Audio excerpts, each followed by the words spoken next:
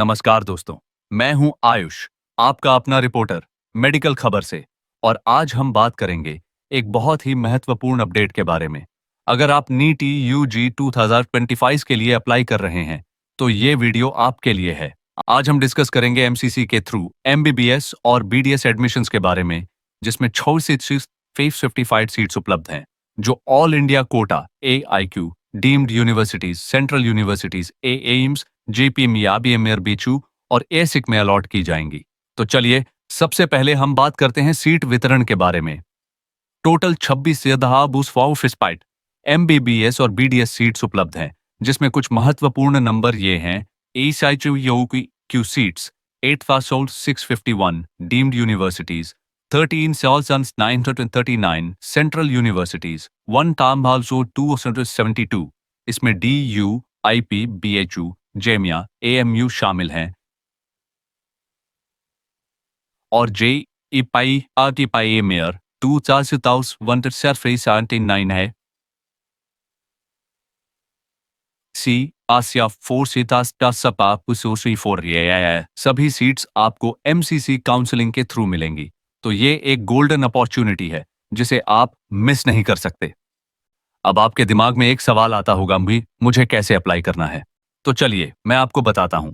अगर आपने NEET UG 2025 का एग्जाम क्वालिफाई किया है तो आपको MCC के ऑफिशियल वेबसाइट MCC.NEC.in पर रजिस्ट्रेशन करना होगा, जो 21 जुलाई से 30 जुलाई तक ओपन रहेगा।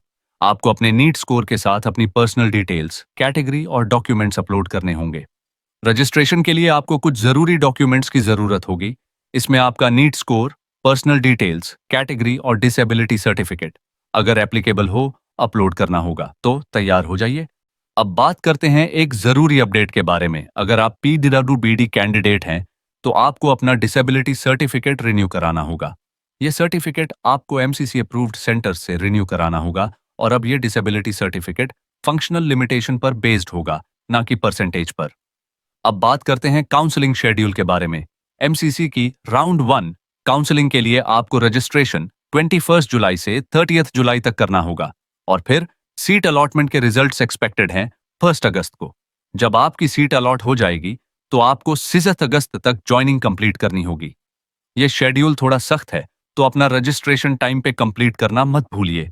ये काउंसलिंग के राउंड्स बहुत महत्वपूर्ण हैं। अगर आपने किसी भी राउंड में सीट एक्सेप्ट की है तो 6 अगस्त तक अपने एडमिशन का प्रोसेस कंप्लीट करना होगा। अगर आप सीट एक्सेप्ट करते हैं लेकिन ज्वाइनिंग नहीं करते तो आप फ्यूचर राउंड्स के लिए एलिजिबल नहीं रहेंगे। तो यह बहुत महत्वपूर्ण है कि आप अपना एडमिशन प्रोसेस ध्यान से कंप्लीट करें।